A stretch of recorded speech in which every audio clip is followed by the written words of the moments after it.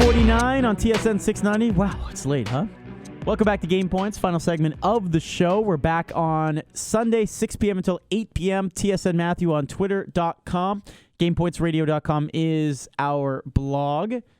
We now welcome in a familiar guest.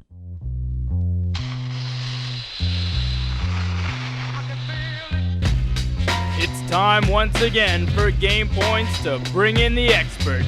RotoWire.com senior editor Jeff Erickson here to teach you more than what you learn at that fancy school of yours.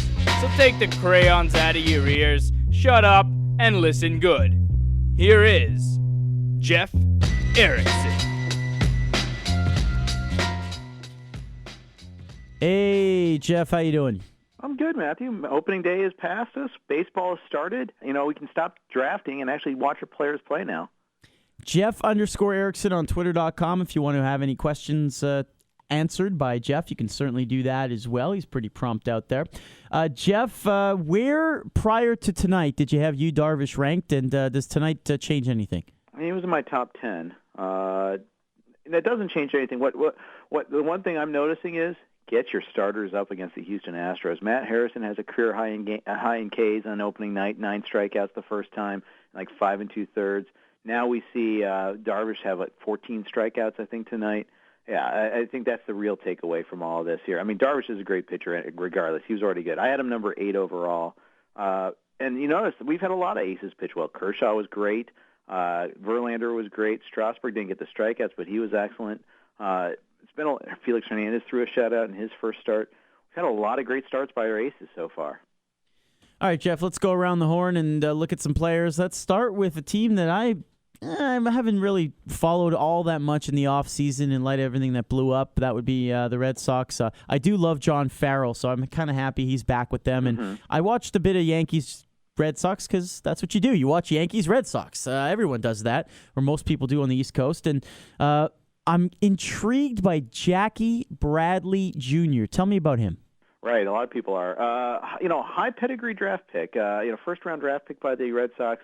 Won that job out of spring training. It was a little bit of a surprise. I wouldn't be. He looked pretty good on opening day. Carrying over some spring training. I still think he's going to be overmatched at some point in time. My projection for him is pretty tame. I wouldn't be surprised if he's back in the minors at some point this season. I look at what he's had so little experience at Double-A that I think he's probably going to be a little overmatched at some points. But hey, he drew 3 walks on opening day. You can't complain about that. Scored a couple of runs, so there's that. I think he's not going to hit for a lot of power. Probably get you some stolen bases.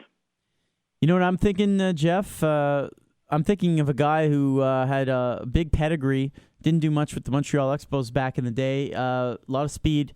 I'm thinking Peter Bergeron. Is this guy kind of like that? Let's hope he doesn't get the concussions that Peter Bergeron had, but yeah, it could be. That's an interesting name. That's a good throw-out. I haven't heard that name in a long time. Long time. Well I was played. watching a 2002 on YouTube. There was a ninth inning comeback of the Expos I was watching recently, and he was still on the team at that point. So I can tell you, I had Bergeron on a lot of teams because I kept on. He was one of those guys like Austin Kearns or Jeremy Hermida. Kept believing in him, just never really panned out. Yeah. All right, elsewhere, Bobby Parnell kind of getting some attention now in fantasy for the Mets, huh?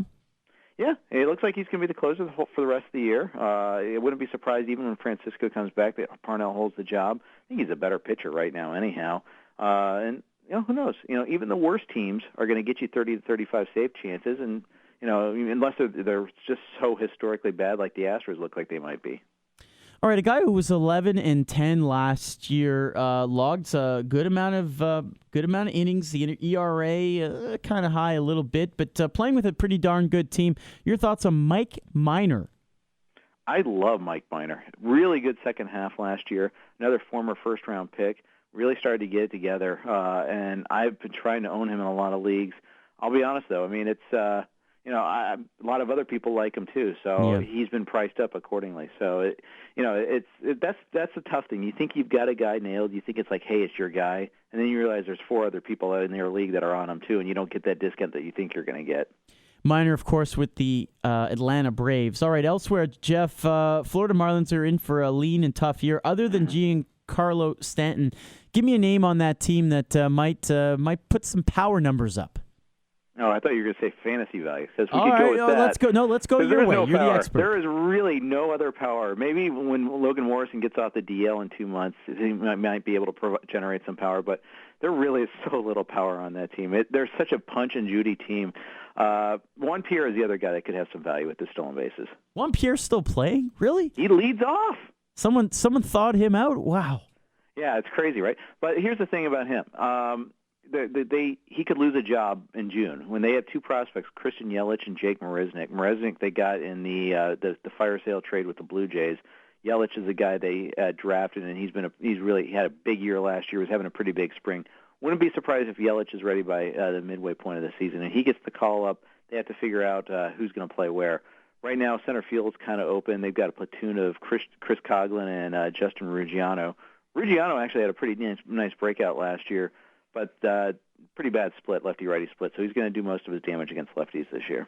All right, final question for you, Jeff. Chatting with Jeff Erickson from rotowire.com, great source for all things fantasy. Jeff, obviously the Cardinals are a team with a lot of injuries right now. Mm-hmm. One guy that's intriguing to some people is a reliever who played in 19 games, or pitched rather, in 19 games last year. Will he get any kind of save opportunities, do you think? Trevor Rosenthal. You know, it's interesting. Because Jason Mott's on the DL right now, some people are speculating he'll get a chance. But Mitchell Boggs is going to be the first to get those chances, at least for now. I like Rosenthal. He hits 100 on the radar occasionally. Really, pitched well in the stretch run, and then again in the playoffs last year. So he's now in a bigger role. He's going to be the setup guy to Boggs until Mott comes back. Then we'll figure out where they're at from there. If Boggs blows his first save chance, hey, Rosenthal could get that shot. So you got room on your reserve roster? Go for it. Go ahead and stash him. And, of course, Rosenthal from Missouri playing for the Cardinals. So that's got to be one heck of a thrill there. www.rotowire.com is the website. Jeff_Erickson on Twitter. Jeff, thanks a lot. It's been a few weeks. Happy to have you back on the show. Great talking baseball as always. Thanks, Matthew. All right, there you go. That's Jeff Erickson from rotowire.com. We're just winding down another episode of Game Points with Matthew Ross. Our thanks to all of our guests this evening. Dave Pagnotta, thefourthperiod.com. Rob Lutz from the Save TSN 690 efforts down at Hurley's, which is probably still going on right now, I guess. John Banks, our college basketball analyst. Our thanks as well to Jeff Erickson. Stefano Micella for helping us out here in studio. Micella9 on Twitter.com. And you can also check out GamePointsRadio.com for audio from this program, probably tomorrow afternoon or so. Our thanks as well to Mo Khan. Mo Khan's back on Midnight Snack coming up in about 47 hours from now. Mo Khan, very quickly. Thanks for you being the warm-up show for the Midnight Snack. We have Cornell Mannings previewing the recapping Champions League, Dennis Burson recapping trade deadline, and we're working on one NFL guest to get on to recap what has transpired this week with Matt Flynn being dealt. And will Jimmy G be on Twitter by Thursday? Probably not. Oh, all right. Our thanks to Jimmy G on the board as well, the Twitterless Jimmy G. That's his new nickname, by the way, on this show, Twitterless Jimmy G. I like that. Our next date with you is Sunday, 6 p.m. until 8 p.m. TSN Matthew, Twitter.com. Matthew at TSN690.ca if you want to reach me there as well. The morning show coming up in 5 hours' time.